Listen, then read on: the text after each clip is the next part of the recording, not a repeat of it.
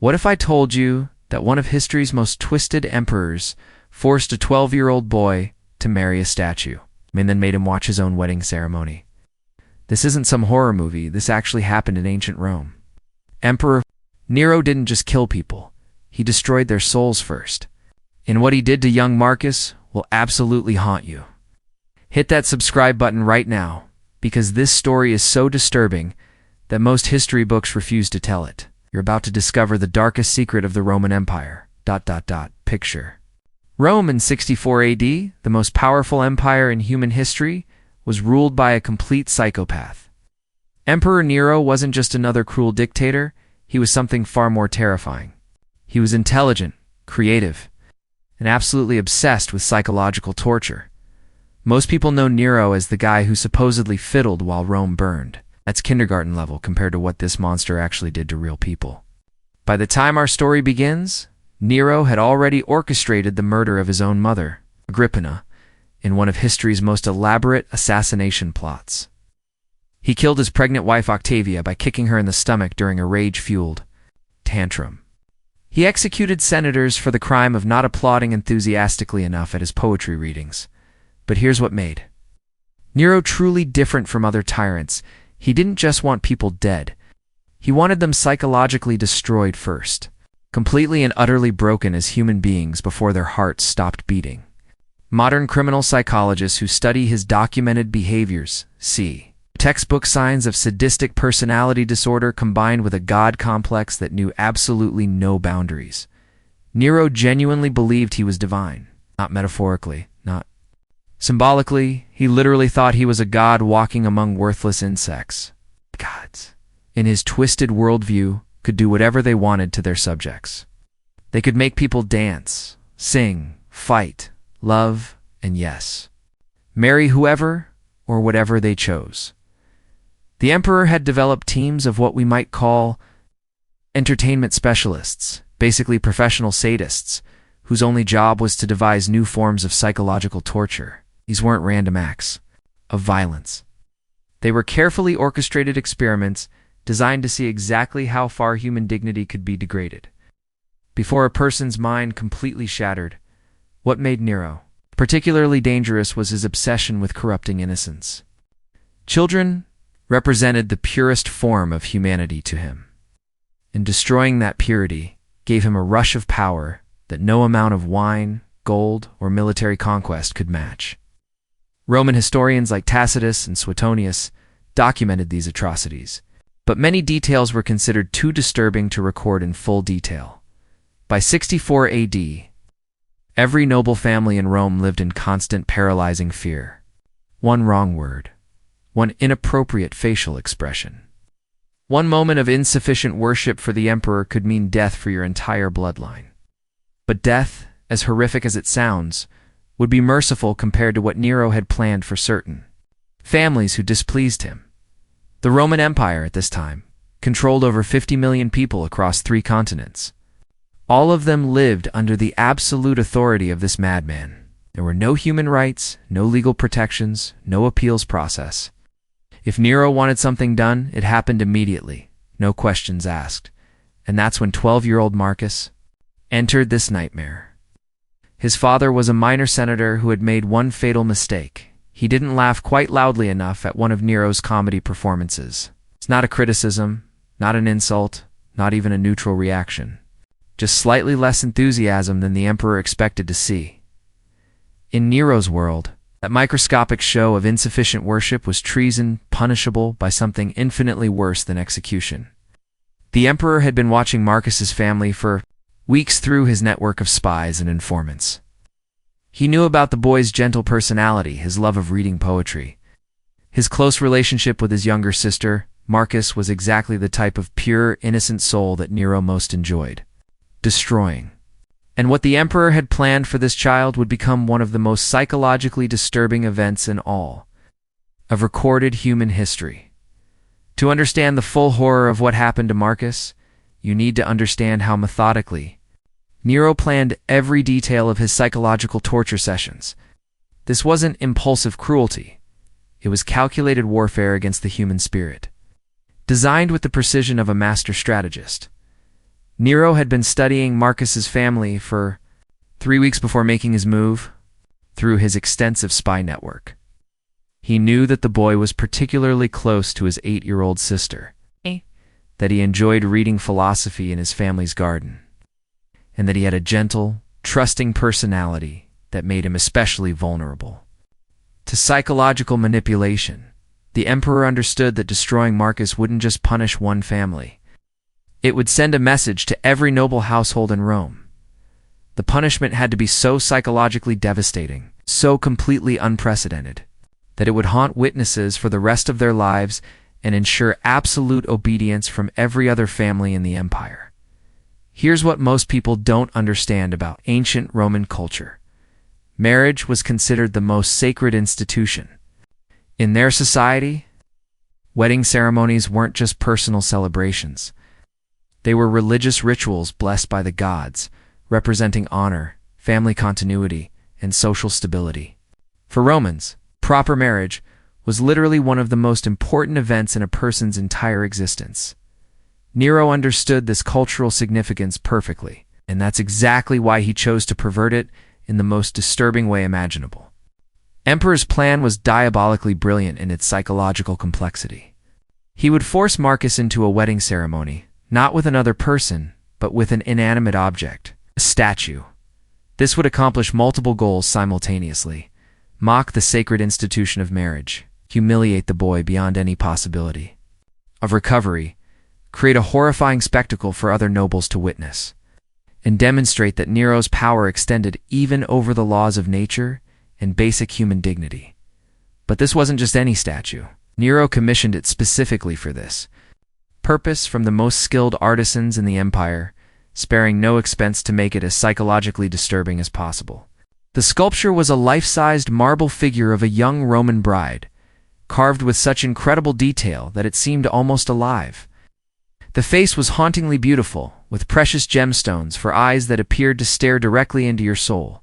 The really sick part?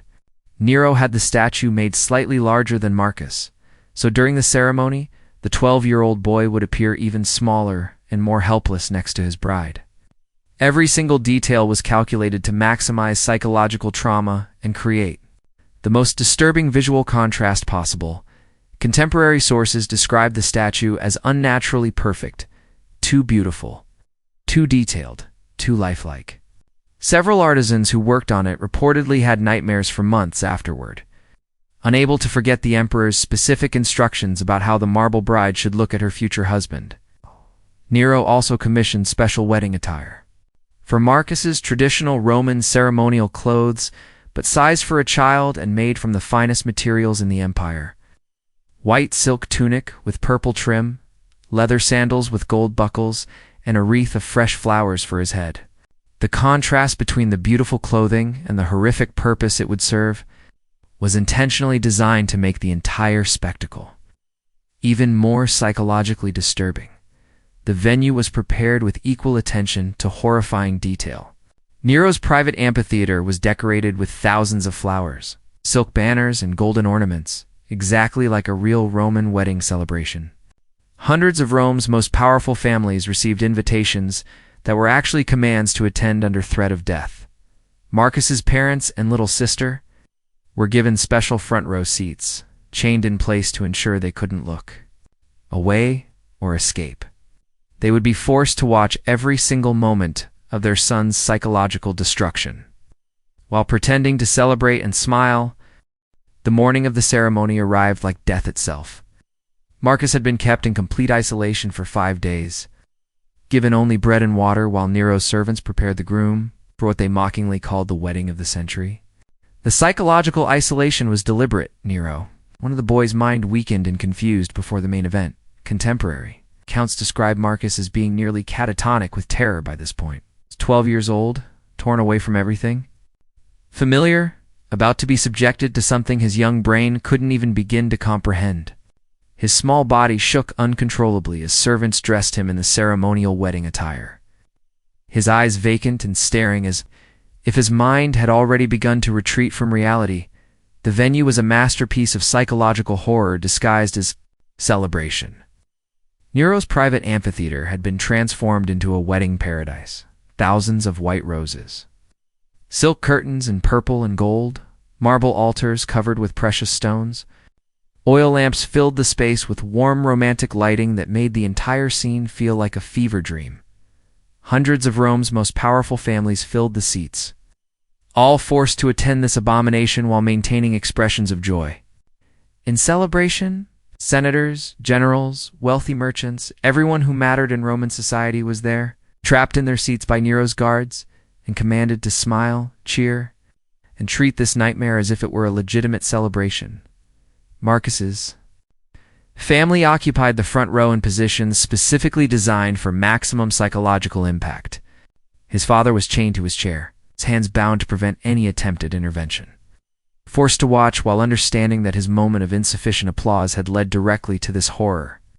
His mother was held firmly by guards, her mouth covered to prevent her from crying out or saying anything that might disrupt the ceremony. The 8-year-old sister sat between them, too young to fully understand what was happening, but old enough to sense the overwhelming dread that filled the amphitheater.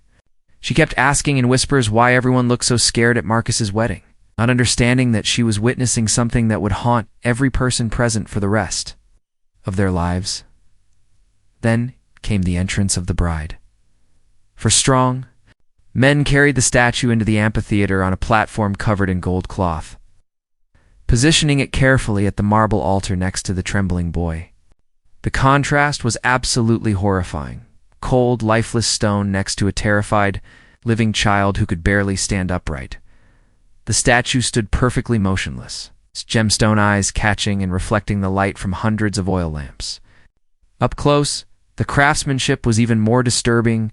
Every detail of the marble bride was impossibly perfect. From the delicate folds of her stone dress to the slight smile carved on her lips, it looked almost alive, which made the entire scene even more psychologically devastating. Nero himself performed the ceremony, dressed in the robes of a high priest and grinning like a man who had discovered the secret to ultimate power. He spoke the traditional Roman wedding vows, but twisted them into a mockery of everything sacred and holy. Do you, Marcus, take this bride to honor and cherish in sickness and health until death separates you from this union? The boy was too terrified to speak, his voice completely gone from days of crying and psychological trauma. So Nero answered, for him in a cheerful, sing-song voice, he does. Oh, he absolutely does. The audience was commanded to cheer and applaud, creating a soundscape of forced celebration that made the entire event feel like a descent into collective madness. But the worst part was still coming. According to Roman tradition, no wedding ceremony was complete without the ritual kiss between bride and groom. What happened next broke something fundamental in every person who witnessed it. Nero approached the trembling 12-year-old boy and placed his hands on Marcus's shoulders, positioning him directly in front of the marble statue. The emperor's voice carried clearly across the silent amphitheater as he announced the final requirement of Roman wedding tradition. And now, Nero declared with theatrical flourish, the sacred kiss that binds husband and wife for eternity. Marcus looked up at the stone face of his bride, cold marble carved into a perfect but lifeless smile. Gemstone eyes that reflected light but held no warmth, no consciousness, no humanity.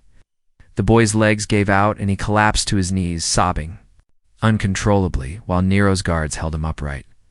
But Nero wasn't finished. He had planned every detail of this psychological torture, and nothing would prevent him from seeing it through to completion. Stand up, my boy, the emperor commanded, in a voice that mixed false kindness with absolute menace. Your bride is waiting. When Marcus couldn't or wouldn't comply, 2 guards lifted him bodily and held him in position while Nero forced the child's face toward the statue's marble lips. The sound that escaped from Marcus's throat wasn't quite human, a mixture of terror, disgust, and complete psychological breakdown that would haunt everyone present for the rest of their lives. The forced kiss lasted only seconds, but those seconds stretched into eternity for everyone watching.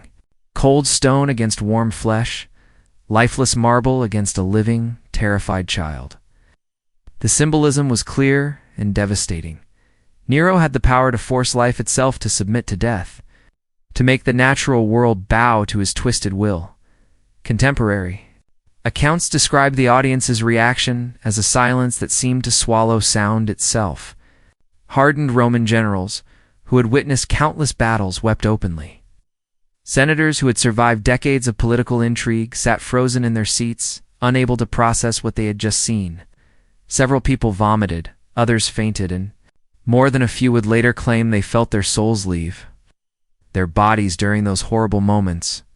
But Nero wasn't satisfied with just the ceremony. According to Roman custom, newly married couples traditionally received gifts from wedding guests and retired to a prepared bridal chamber for their wedding night.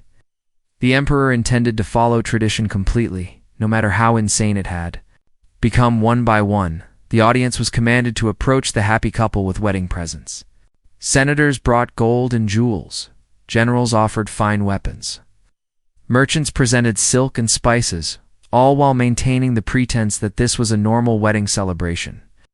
Each person had to congratulate Marcus on his marriage, wish him happiness with his new bride, and speak directly to the statue as if it were a real person.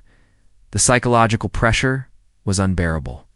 These were some of the most powerful people in the Roman Empire, reduced to participating in collective madness, while knowing that any sign of resistance would mean death for their entire families. They had to smile, they had to celebrate, they had to validate this atrocity with their presence and participation. Marcus stood throughout this giving ceremony in a state of complete dissociation. His eyes stared at nothing, his body swayed slightly as if he might collapse at any moment, and he responded to questions with single-word answers, delivered in a monotone voice that suggested his mind had already begun to fracture under the psychological pressure. The final horror came when Nero announced that the bride and groom would now retire to their specially prepared honeymoon suite. The emperor had commissioned a cell in the palace dungeons, decorated with flowers and silk, where Marcus would spend his wedding night chained to the wall opposite his marble bride, forced to stare at her cold face in the flickering light of oil lamps. What happened during Marcus's honeymoon was documented by palace guards who later testified during the conspiracy trials that eventually brought down Nero's regime. For 7 consecutive days and nights, the 12-year-old boy was chained in that decorated cell, forced to maintain constant eye contact with the marble statue of his bride. Nero visited twice daily, always maintaining the pretense that this was a normal marriage. He would ask Marcus how he was enjoying married life, whether his wife was treating him well, and if he had any complaints about their honeymoon accommodations. When the boy refused to answer or began crying, guards would beat him until he provided the responses Nero wanted to hear. The psychological torture was methodical and relentless. Modern psychologists who have studied this case recognize it as a textbook example of systematic psychological destruction designed to completely shatter a victim's sense of reality. The constant visual reminder of trauma, combined with forced isolation and the requirement to verbalize acceptance of an obviously insane situation, was calculated to drive Marcus completely mad. By the 3rd day, Marcus had begun talking to the statue. Guards reported hearing him beg his marble bride to explain why this was happening, to help him understand what he had done wrong, to please just speak to him so he wouldn't feel so alone. The boy's mind was desperately trying to make sense of an incomprehensible situation by creating the illusion that the statue might actually respond. On the 5th day, Marcus's father was executed in the courtyard outside the cell, but not before being forced to write a congratulatory letter to his son about the marriage. His mother was sold into slavery and shipped to a mine in Egypt, ensuring Marcus would never see her again. The 8-year-old sister was given to a family in distant Gaul with strict instructions never to mention her brother's name or acknowledge that he had ever existed. Roman historians who documented this event struggled with how to describe what happened to Marcus's mind. They used phrases like his soul departed while his body remained, and the boy's essence fled to the gods. Modern psychologists would recognize this as severe dissociative disorder resulting from extreme psychological trauma. But Nero kept Marcus alive for months after the ceremony, periodically bringing important visitors to see his married couple as a form of entertainment. Roman nobles were forced to bring anniversary gifts, congratulate the boy on his continuing marriage, pretend this was all perfectly normal, while Nero observed their reactions with obvious delight. The statue became a symbol of Nero's absolute power over not just life and death, but over reality itself. He had successfully forced hundreds of people to participate in and validate something they knew was completely insane, proving that his authority extended even into the realm of basic human sanity and dignity. Marcus survived for 8 months. In that cell, before his body finally gave out, he died still chained to the wall, still staring at the marble face of his bride. His mind long gone, but his physical form clinging to life through pure biological instinct. When news of his death reached Nero, the emperor reportedly laughed and asked whether they should plan a funeral service for both husband and wife together. This story spread throughout the empire. Despite Nero's attempts to control the narrative, becoming a symbol of how completely civilization could collapse when power was concentrated in the hands of someone, would lost all connection to basic human empathy. More than any other single event, the marriage of Marcus to a statue contributed to the conspiracy that would eventually end Nero's reign. Even today, nearly 2,000 years later, this story serves as a chilling reminder of what happens when authority operates without moral constraints. The tale of Marcus and his marble bride forces us to confront an uncomfortable truth about human nature, that civilization is far more fragile than we like to believe, and that the capacity for unimaginable cruelty exists in anyone given enough power and no accountability. If this story disturbed you as much as it should have, make sure to subscribe and hit that notification bell, because history is full of dark secrets that most people never learn about. Comment below with the most shocking historical fact you know. I read every single one, and some of your suggestions become future videos. And if you want to dive deeper into the twisted mind of Emperor Nero, check out the video I made about his other horrific crimes. The link is in the description. Trust me, you think this story was bad? You haven't seen anything yet?